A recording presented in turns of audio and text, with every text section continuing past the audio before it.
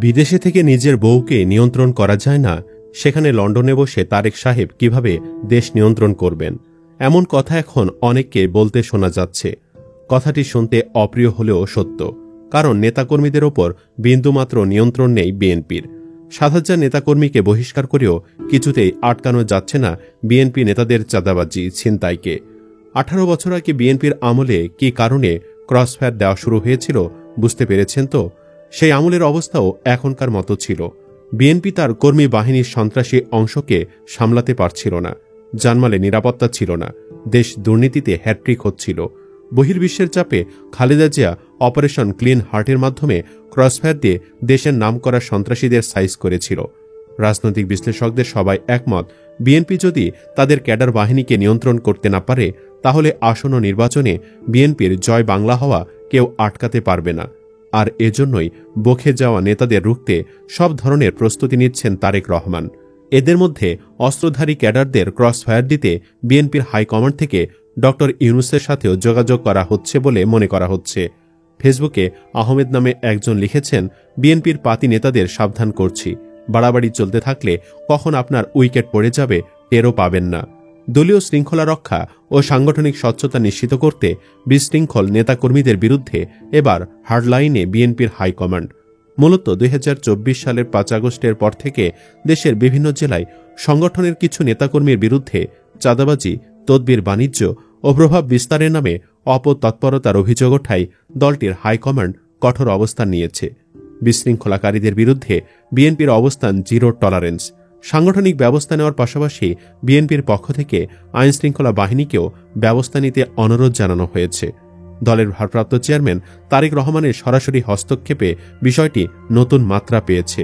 অতীতে দলের ভেতরে দীর্ঘদিন ধরে চলা নানামুখী বিশৃঙ্খলা ও জনবিচ্ছিন্ন কর্মকাণ্ডের সমালোচনা থাকলেও এবার ভারপ্রাপ্ত চেয়ারম্যান স্পষ্ট বার্তা দিয়েছেন, দল দুর্নীতিবাজদের আশ্রয়স্থল হতে পারে না।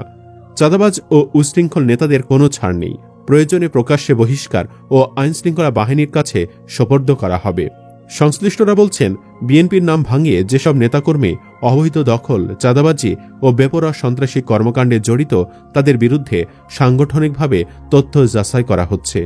একটি বিশ্বস্ত সূত্র জানায়, এরই মধ্যে চাঁদাবাজি ও অবৈধ দখল এবং বেপরোয়া কর্মকাণ্ডে লিপ্ত এমন শতাধিক বিশৃঙ্খল নেতাকর্মীর নামের তালিকা তারেক রহমানের কাছে পাঠানো হয়েছে। ওই তালিকায় বিএনপির একাধিক প্রভাবশালী নেতা এবং কয়েকটি অঙ্গ সহযোগী সংগঠনের শীর্ষ নেতার নামও রয়েছে। এই পদক্ষেপ অব্যাহত থাকবে। অবশ্য অভিযুক্তরা টের পেয়ে নিজেদের পদ রক্ষার জন্য লন্ডন কেন্দ্রিক যোগাযোগের চেষ্টা করছেন।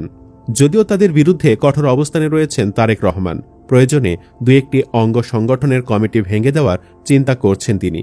তাছাড়া বিশৃঙ্খল ও দুর্নীতিবাজ নেতাকর্মীদের সতর্ক করে সংশ্লিষ্ট নেতারা ফেসবুকে সতর্কতামূলক পোস্ট করছেন। এরই মধ্যে কেন্দ্রীয়ভাবে অসংখ্য নেতাকর্মীকে শোকজ করা হয়েছে। বহিষ্কার করে আইনি ব্যবস্থা নেওয়ার নির্দেশ সহ বেশ কিছু পদক্ষেপ নিয়েছে বিএনপির হাইকমান্ড। তারেক রহমানের নেওয়া এই সিদ্ধান্ত আমাদেরকে ১৮ বছর আগে ফিরিয়ে নিয়ে যাচ্ছেন। সে সময় বিএনপির সন্ত্রাসীদের রুখতে ব্যর্থ হয়ে হার্ড লাইনে গিয়েছিলেন তৎকালীন প্রধানমন্ত্রী খালেদা জিয়া। ক্রসফায়ার দিয়ে শেষ করেছিলেন শত শত ক্যাডারদের। এদের বড় অংশ আবার নতুন বিএনপির রাজনীতির সাথে জড়িত ছিল। অর্থাৎ তখনকার বিএনপি সরকার, বিশেষ করে বেগম খালেদা জিয়া, জনাব তারেক রহমান এ বিষয়ে স্পেশাল তদারকি করেছিলেন। নারায়ণগঞ্জের ডেভিড, পুরান ঢাকার সগীর সহ অনেককে দুনিয়া থেকে সরানো ছাড়া আর কোনো অপশন খোলা ছিল না। যাদেরকে দুনিয়া থেকে সরিয়ে দেওয়া হয়েছিল তাদের সবাইকে বারবার সতর্ক করা হয়েছিল, ঠিক এখন যেভাবে বারবার সতর্ক করা হচ্ছে। এরকম একটা ফোন কল ফাঁস করেছিলেন নারায়ণগঞ্জের দীর্ঘদিনের বিএনপি সভাপতি অ্যাডভোকেট তৈমুর আলম খন্দকার। তৈমুর বলেছিলেন, পুরান ঢাকার সাগীর ভাইয়ের জানাজায় আমি নিজে ছিলাম, সে জানাজায় খালেদা জিয়াও ছিলেন। জানাজায় উপস্থিত লোকজনই বলাবলি করছিল আদেশদাতা এসেছেন। তখন নারায়ণগঞ্জের এক ব্যবসায়ী বলেছিলেন, তিনি ২০০০ সালে ১০,০০০ টাকা ক্যাশ নিয়ে কারখানা থেকে বের হতে ভয় পেতেন, আর এখন অর্থাৎ ২০০৮ সালে কয়েক লাখ টাকা নিয়ে বের হলেও কেউ তাকায় না। অপারেশন ক্লিন হার্টের পরে বিএনপি আরেকটা ভালো কাজ করে, সেটা হলো র্যাব নামের একটা বাহিনী গঠন করে। বাংলাদেশের বিস্ফোরণ ছিল উত্তর ও দক্ষিণবঙ্গের সর্বহারা পার্টির লোকজন। তারা দিনে দুপুরে যাকে খুশি তাকে মেরে দিত, কেউ তাদের বাধা দিত না। পুলিশের ভাঙ্গাচোরা বন্দুক দিয়ে সর্বহারাদের প্রতিরোধ করতে পারত না। র্যাবই প্রথম সর্বহারাদের বিরুদ্ধে মাঠে নামে। সে আমলে প্রতিদিন পত্রিকার পাতা খুললে নিউজ আসত কুষ্টিয়ায় সর্বহারা নেতা অমুক ক্রসফায়ারে নিহত। কুষ্টিয়া, পাবনা, সিরাজগঞ্জ, রাজশাহীর আত্রাইসহ বিভিন্ন জেলায় সর্বহারাদের ঘাঁটি ছিল। র্যাব বিএনপি ক্ষমতায় থাকাকালেই সর্বহারাদের নির্মূল করে। এখন অনেক বড় বড় বিএনপি নেতা সে আমলে র্যাবের ধাওয়া খেয়ে আলোর পথে এসে মূলধারার রাজনীতি শুরু করেছে, কিন্তু স্বভাবের পরিবর্তন হয়নি। সুযোগ পেয়েই তারা আবারও খুন, ডাকাতি আর চাঁদাবাজির সাথে জড়িয়ে পড়েছেন। 18 বছর আগের সেই সময় বিএনপি অনেক ক্যাডারদের মেরে দেয়। বিএনপি তখন জিরো টলারেন্স নীতিতে ছিল। বিএনপির এই নীতির কারণে দলীয়ভাবে বিএনপি অনেক ক্ষতিগ্রস্ত হয়েছিল। অনেক এলাকায় বিএনপির পক্ষে আন্দোলন করার মতো লোকও পাওয়া যাচ্ছিল না। আগস্ট পরবর্তী বিএনপির আরেক রূপ আমরা দেখছি। এ রূপের জন্য বিএনপি যেমন দায়ী, তেমনি সরকারও দায়ী। কারণ সরকারের দায়িত্ব আইন শৃঙ্খলা রক্ষা, বিএনপির দায়িত্ব না। আবার বিএনপির দায়িত্ব বেছে বেছে খারাপ লোকদেরকে দল থেকে বহিষ্কার করা।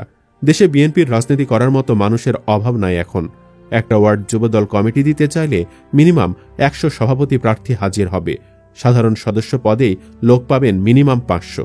সুতরাং যেখানে দল করার জন্য লোকের অভাব নাই, সেখানে খারাপ ও চিহ্নিত বদ লোকদের দলে নেওয়ার কি দরকার? ইদানিং আবার বহিষ্কার নাটক হচ্ছে। এ নাটকটা এখন কেউ দেখতে চায় না। দল থেকে বহিষ্কার করা হলে সেই লোক দলের প্রোগ্রামে যায় কেন? এক নেতা বহিষ্কার করলে আরেক নেতার অনুকূলে চলে যায়। তাহলে লাভ কি হলো? বিএনপির একটা জিনিস বোঝা উচিত, আওয়ামী লীগের ভারত আছে। তারা এখন কয়েক লাখ আওয়ামী লীগারকে আশ্রয় দিয়েছে। বিএনপির কিছুই নাই, পালানোর রাস্তা খুঁজে পাবে না, বঙ্গোপসাগরে ডুবে মরতে হবে। সুতরাং এমন কাজ করা উচিত হবে না যে কাজ করলে মানুষ বিএনপির বিরুদ্ধে রাস্তায় নামে। বিএনপির বিরুদ্ধে কেউ রাস্তায় নামলে তাদের সাথে আওয়ামী লীগ পরিচয় গোপন করে নামবে, রয়ের লোকেরা নামবে, জামায়াতের লোকেরা হয়তোবা নামবে। সরকার, প্রশাসন, পুলিশ এখনও আওয়ামী লীগের দখলে। বিএনপি যদি ক্ষমতায় গিয়ে বিপদে পড়ে, তখন এরা সবাই পোল্টি মারলে আরেক 5ই আগস্ট দেখতে হবে। কয়েকদিন আগের বনানীর ঘটনা, পুরান ঢাকার ঘটনা, কিছুদিন আগে বগুড়ার রিকশা চালকের ঘটনা মানুষ মনে রাখছে। সবার হাতে হাতে ভিডিও আছে। এভাবে একটা দল চলতে পারে না। তাই তারেক রহমানকে বলছি, প্লিজ কিছু একটা করুন। আপনার দলের নেতাদের থেকে কিছু আশা করা যায় না। ওরা আছে শুধু তেলবাজি করার জন্য। আপনার দলের লোকেরা অপকর্ম করছে। কিছু বললে নেতারা বলছে পুরান ঢাকায় ব্যবসায়ী সোহাগ হত্যাকাণ্ড নিয়ে বিএনপির ভারপ্রাপ্ত চেয়ারম্যান তারেক রহমানকে নাকি পরিকল্পিতভাবে টার্গেট করা হচ্ছে। কেননা তিনি যখন স্বৈরাচারমুক্ত বাংলাদেশে ফেরার প্রস্তুতি নিচ্ছেন, তখনই পরাজিত শক্তির দোসর ও সুযোগ সন্ধানী কুচক্রীরা তারেক রহমানের জনপ্রিয়তায় ঈর্ষান্বিত হয়ে কুৎসা রটাচ্ছে। এর চেয়ে হাস্যকর কথা আর কি হতে পারে? এমন হাস্যরসাত্মক কথাবার্তা বলতে থাকবেন আপনারা। এর মাঝে কখন যে বিএনপির জয় বাংলা হয়ে যাবে টেরও পাবেন না। তাই এসব বকে যাওয়া নেতাদের আটকাতে ক্রসফায়ারের বিকল্প নেই। সুপ্রিয় দর্শক, আপনি কি চান সরকার যেন আবারও ক্রসফায়ারকে ফিরিয়ে আনুক? কমেন্ট বক্সে ইয়েস বা নো লিখে জানিয়ে দিন আপনার মূল্যবান মতামত। ভিডিও ভালো লাগলে লাইক দিন এবং শেয়ার করুন। আর অবশ্যই চ্যানেলটি সাবস্ক্রাইব করুন। ধন্যবাদ।